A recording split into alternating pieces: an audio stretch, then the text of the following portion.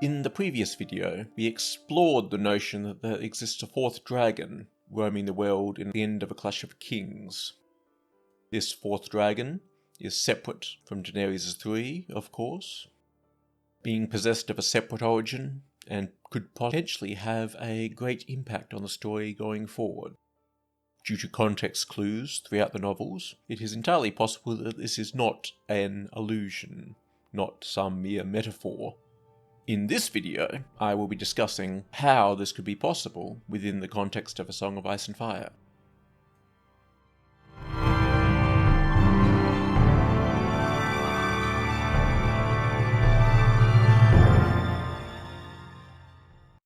Most of the dragons of the Targaryen Golden Age were killed during the conflict known as the Dance of the Dragons. Most, but not all. At least 4 dragons were known to have lived past the end of that conflict. In Fire and Blood, one of Daemon and Laena's daughters, Rhaena, had a young dragon named Morning. This dragon must have died during the reign of Aegon III, who was known by the unfortunate moniker of Dragonsbane, since the last Targaryen dragon had died during his reign. So this dragon, Morning, or one of its hatchlings, was the last dragon, at least inside the Targaryen dynasty. However, 3 others were unaccounted for at the end of the conflict, their demise unstated and hence ambiguous, at least until we get the Fire and Blood successor, which is, I believe, called Salt and Smoke.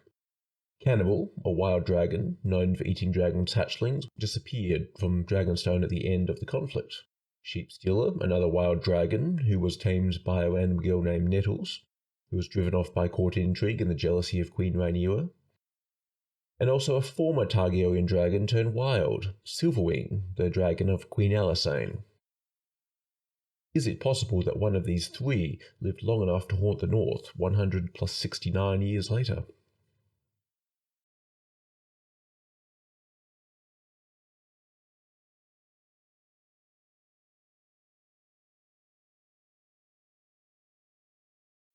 Squire Whitebeard, standing by the figurehead, with one lean hand curled about his tall hardwood staff, turned toward them and said, "Balerion the Black Dread was 200 years old when he died during the reign of Jaehaerys the Conciliator. He was so large he could swallow an orc's whole. A dragon never stops growing, your grace, so long as he has food and freedom. His name was Arstan, but strong Belwys had named him Whitebeard for his pale whiskers, and most everyone called him that now. He was taller than Ser Jorah, though not so muscular. His eyes were a pale blue, his long beard as white as snow and as fine as silk.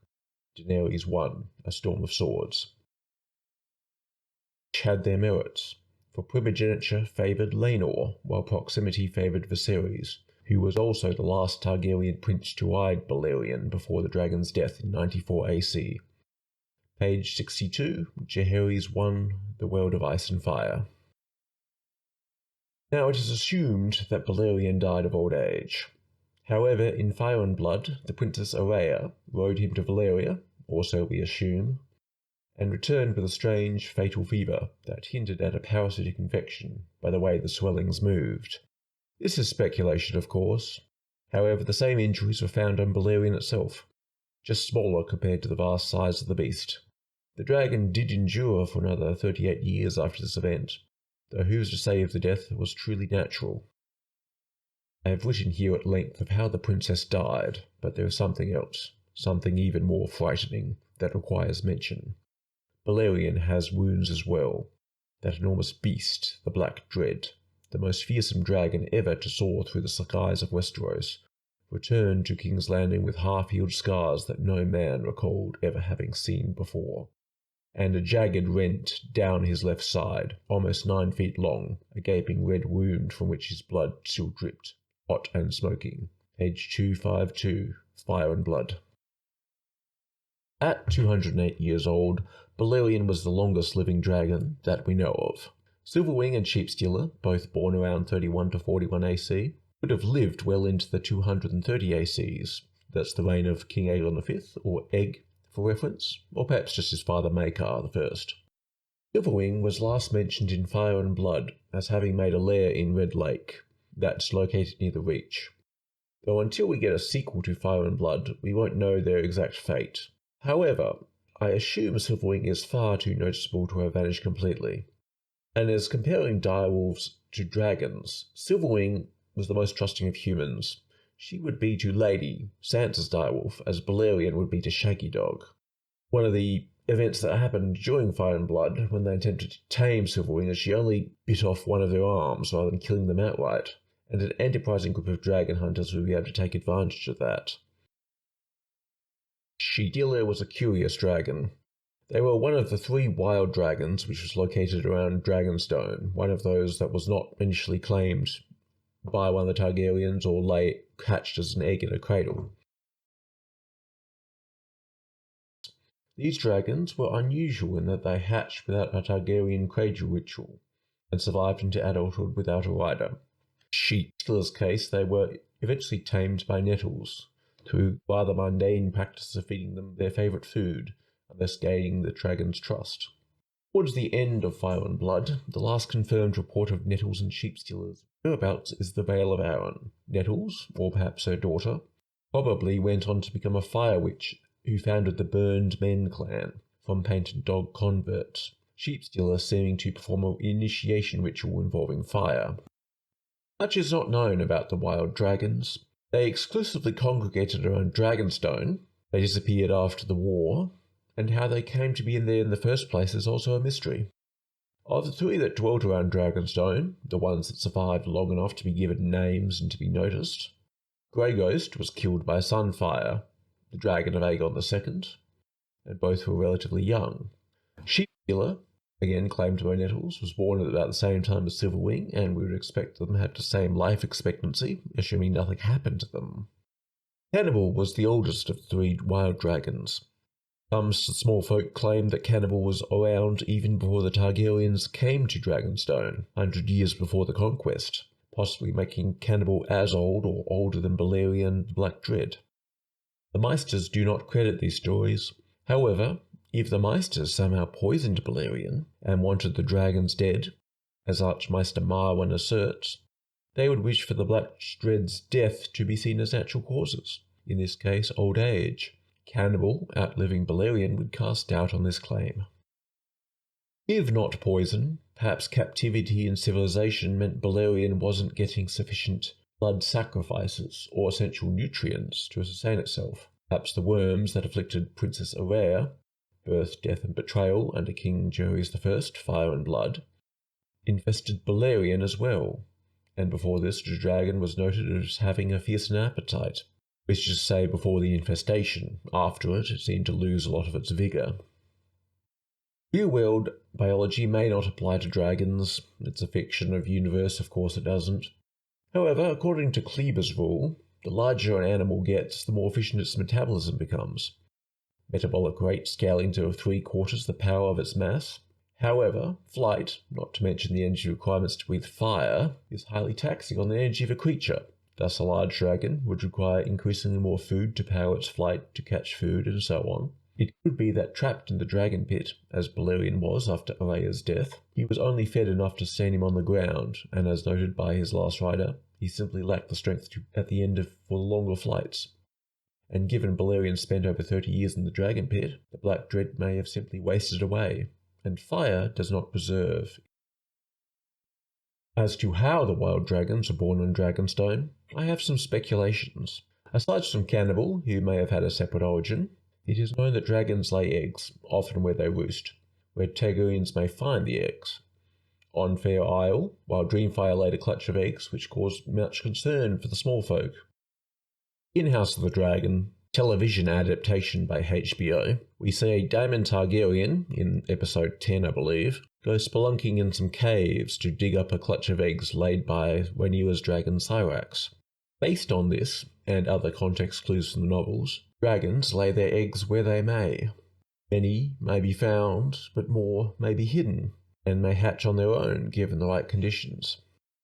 However, time and time again we find that dragons are not natural creatures. You don't see too many roaming the wilds, and the 3 wild dragons, such as they were, only clustered around where the other dragons were. Dragonstone, as a dragon hatchery and a Targaryen stronghold, with an active volcano. In A Song of Ice and Fire, the 3 dragons we know in the story, Drogon, Rhaegal, and Viserion, hatched in a funeral pyre lit by Daenerys herself, of which she walked into and emerged, having lost her hair but otherwise unharmed. Prior to this, experiencing many dreams around those eggs, she eventually decided to place the eggs into a fire. Valeria was built near the volcanoes of that peninsula, the Dragonlords building their residences close to their source of their power, fire seeming to be a necessary component to quicken eggs. The eggs being placed into the cradles of Valerian children might suggest, as Preston Jacobs does in his Genetics of Dragons and War, the presence of a person with double alleles of a necessary dragon-riding gene is necessary to hatch a dragon egg, either the child or its mother, if she spends much time with the child, as dragons are not a natural creature, a bioweapon created by blood magic. They require a handler to ride and hatch, a rider who has a genetic key which bonds the dragon to them and prevents an outsider from stealing the dragon and using it against them, the Valerians in this case. Later, after the loss of House Targaryen's dragons, Aegon the Unlikely, also known as Aegon V or Egg, performs a ritual at Summerhall which fails to resurrect the dragons and ends up burning most of his family alive. Later, Daenerys manages to complete a ritual involving the burning of her eggs with the body of a king, Drogo, a prince, Rhaego, and a holy woman, Miri Mazdur, allowing herself to hatch her 3 dragon eggs, which turned to stone over centuries. Somehow she knew how to complete this ritual instinctively. This suggests that whatever genetics grant her the ability to hatch dragons might include a subconscious understanding of how to perform a ritual of quickening. Or Miri Mazdur, who studied in the Shire, manipulated Daenerys into the ritual. However, when the Targaryens did have dragons, this ritual was unnecessary for hatching the eggs. This suggests to me that simply the combination of newly laid eggs combined with a sufficiently potent dragon rider in enough heat will hatch a dragon, and the ritual of king's blood to wake a stone dragon is a backup for when they turn to stone, a sort of revival from stasis. So I suspect the wild dragons, the 2 that survived to adulthood, and the many hatchlings eaten by Cannibal, may have hatched when a Targaryen, such as Rhaena or Maegor, prowled the cliffs and crags of Dragonstone in their free time, and quickened a hidden clutch of eggs. After the dance, no more dragons hatched around Dragonstone, and the wild dragons vanished. One last matter, the changeable nature of the dragon's gender.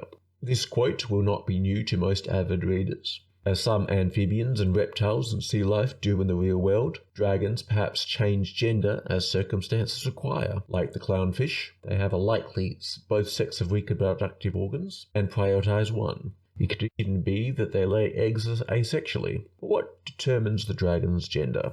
A clue gotten from House of the Dragon, of all places, might explain this. In conversation with King Viserys I and Laena Valerian, she asks about Vhagar, the dragon of Queen Visenya, referring to the dragon as she. Obviously, there are some book references, probably. Strange that the dragons seem to share the gender of their initial rider. The headstrong Princess Araya was unable to bend Balerion to her will, and end up suffering a long, agonizing death because of it. Later, the Princess Alyssa was discouraged from taking Balerion as a mount, probably for fear that a similar fate would befall her, though her son, the seemingly weak Viserys I, was able to manage the aged dragon.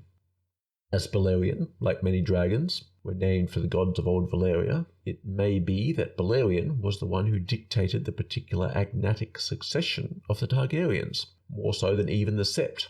Yet Rhaena, Rhaenys, and Rhaenyra being passed over for the throne in favour of men.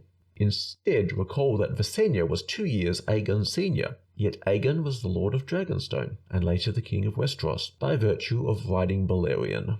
I suspect that the dragon may change gender if it spends enough time with its rider, or rather, a dragon may lay eggs if their female rider becomes pregnant, or some similar biological indicator. A static reaction which serves an important role. The dragon will provide fresh eggs for a newborn Balerion to be placed in their cradle and continue the pairing process. This is supposition, of course. 10th episode of House of the Dragon seems to support this, as Syrax's laying eggs seems to coincide with Rhaenyra's pregnancy. But considering Balerion likely only had male riders for most of his life, he may have been reluctant to take a female rider, and this may be a contributing factor why so few dragons were born to the conquerors during their time on Dragonstone before the conquest.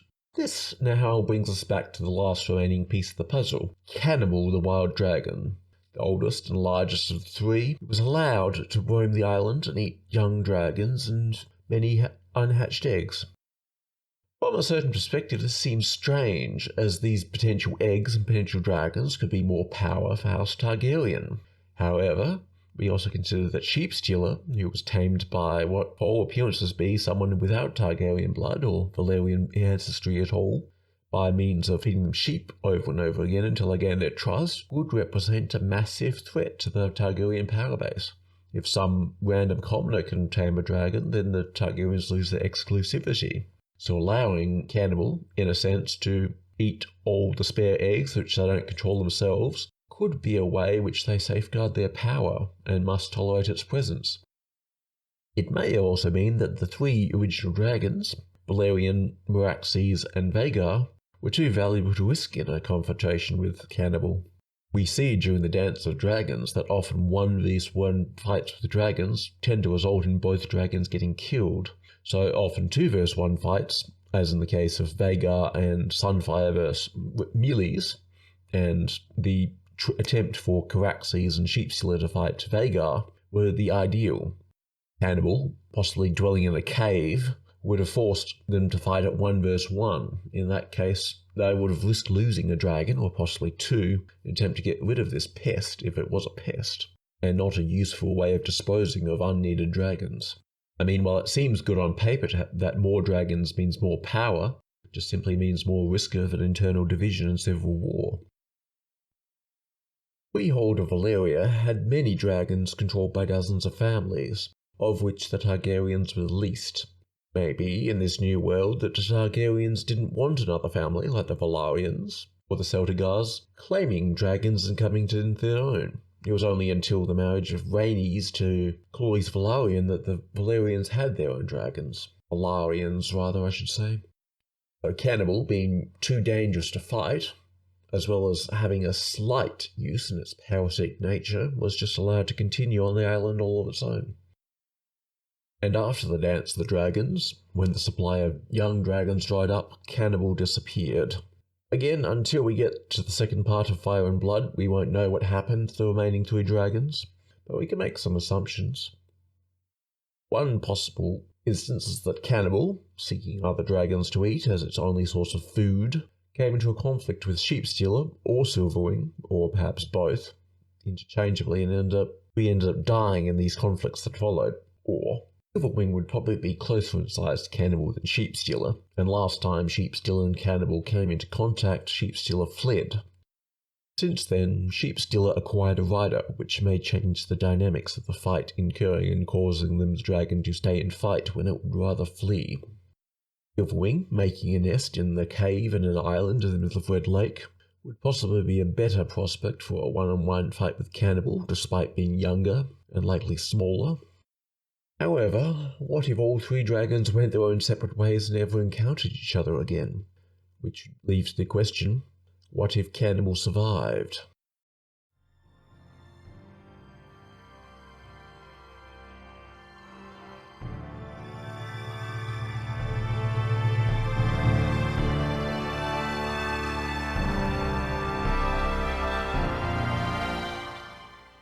Now, as to the matter of Silverwing perhaps being an alternative, as when Alysanne visited Winterfell, that Silverwing laid eggs for the Starks, and one of those eggs hatched into the dragon which appeared at the end of A Clash of Kings.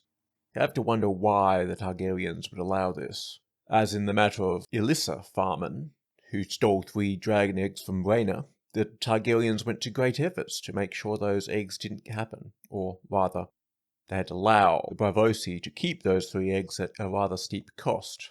I've speculated already as how the Targaryens allowed Cannibal to eat spare dragon eggs in order to prevent other houses like the Valarians and the Celtigars, who have a pedigree of Valerian heritage, from gaining their own dragons and becoming a separate power base.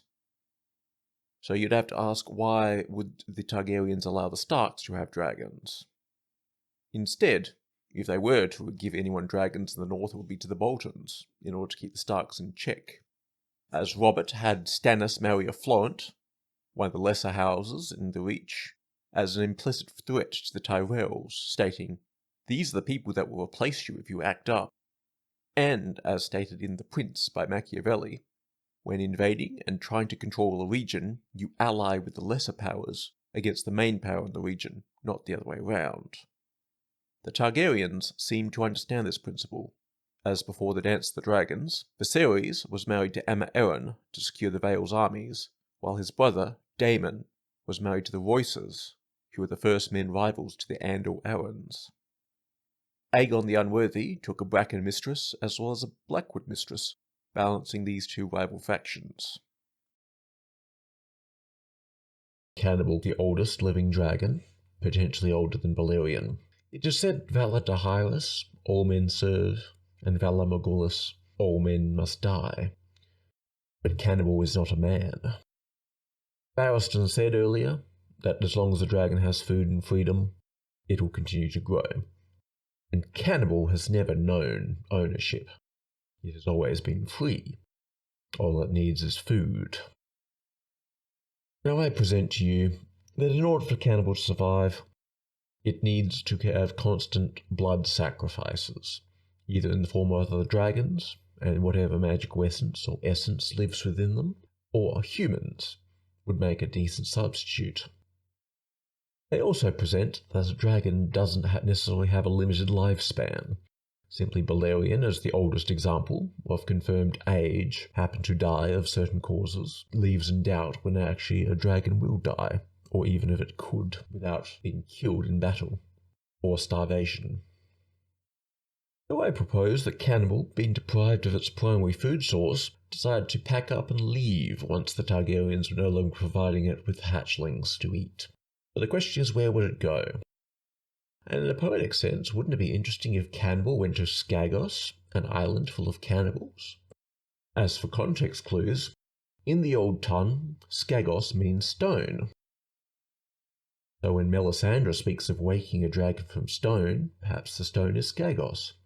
Prophecy has a weird way of being unspecific as to when and where things happen. Dragon eggs turn to stone if they do not hatch within a certain time frame. Perhaps dragons, if left undisturbed, can hibernate too. Cannibal might actually reside in Skagos, and had for hundreds of years. A mysterious event resulted in the burning of Hardhome, 300 years before the conquest, and Hardhome is not so far from Skagos. Perhaps with the Targaryen arrival on Dragonstone, Cannibal migrated south for a couple hundred years to access a new feeding ground, and returned to Skagos once Dragonstone was exhausted and hibernated away the eons. It may seem improbable that Cannibal should exist for so long, though as Master Aemon muses, fire consumes, but cold preserves. Cannibal is not of Targaryen stock. Mayhaps, to be extreme, he could even be the fabled ice dragon, or perhaps in consuming dragon eggs, hatchlings, and the occasional adult, some special nutrients enable an extended lifespan, or mayhaps he turns to stone in some adaptive form of grayscale. There is something suspicious about this dragon, though. As for the extended lifespan, the Targaryen dragons had a habit of dying in battle. As they were tamed and bent to the will of their dragon riders, their lives were used up. Cannibal, never tamed, may have been able to choose when to wake up and when to sleep. The Meisters Munken and Bath dismissed the small folks' notion that Cannibal predated the Targaryen occupation of Dragonstone. However, there exists a Taoist tale of an old useless tree of vast size. One day, an apprentice carpenter asks of their master why such a massive tree has not been taken for wood. The master rejects this notion, stating essentially that it is poor wood, unsuitable for anything. Later, in a dream, the old tree comes to the master and rebukes him, indicating its old age is very much the result of its uselessness. Indeed, it cultivated uselessness to avoid the misery which comes from being of value to human hands. Fire consumes, ice preserves. Left to its own devices, Cannibal is the most likely of the three survivors to have endured. So why would he, or another dragon, appear around the burning of Winterfell? What would lure Cannibal out of his island all the way to Winterfell? Why, a particularly valuable human sacrifice. Melisandre says, in A Storm of Swords, Azor Ahai tempered Lightbringer with the heart-blood of his own beloved wife. If a man with 1,000 cows gives one to the god, that is nothing, but a man who offers the only cow he owns. 1,000 Stark soldiers are killed by Ramsay and his men, but these are not the sacrifices I'm thinking of. The two I'm thinking of are the miller's children that Theon and Ramsay kill. Their bodies hung up and burnt. Fire is usually the means of sacrifice which the dragons and the Red Priests favour. They burn their meat before consuming it. What makes this even more interesting is the possibility that one of these two children was Theon's own child, making him above all kinslayer, but this form of kinslaying seems to be part and parcel with taming a dragon. And being of Iron Islander royalty, it is possible that there is some significance in his blood, possibly old and storied, reaching back long before Valerio itself even, may be compatible, or at least worthy in the eyes of a dragon. So perhaps by accident or because of Ramsay's manipulations, Theon sacrificed a child, his own child, to wake the dragon from stone. That is why there was a dragon at Winterfell. So the question is, where is it now? One last thought. While it's conceivable that Vermax or Silverwing left some eggs behind on their journey to Winterfell, and that given Winterfell has those natural heat springs, it has sort of volcanic activity there which could substitute for volcanic activity required to quicken an egg, it would require that there's been an adult dragon at Winterfell the whole time, since the dragon you see in the fourth dragon was able to fly. Daenerys' dragons, as hatchlings, weren't able to fly very far or very fast right away. They took some time to get to full size, so just the events of the sacrifice that Theon made wouldn't have triggered it. Could be conceivable that some Stark secret society had been keeping a dragon alive for, 169 years. Just seems just as likely that Cannibal found a clutch of eggs that's been kept there for a long time as well, drawn by the sacrifice and the destruction of Winterfell. This concludes my analysis of the theory of the fourth dragon within George R. R. Martin's work, A Song of Ice and Fire. So now I ask, what do you think? Comment down below. Do you think the dragon was just an illusion? Was it some long-lost dragon that no one knows of? Or something else that hasn't been considered?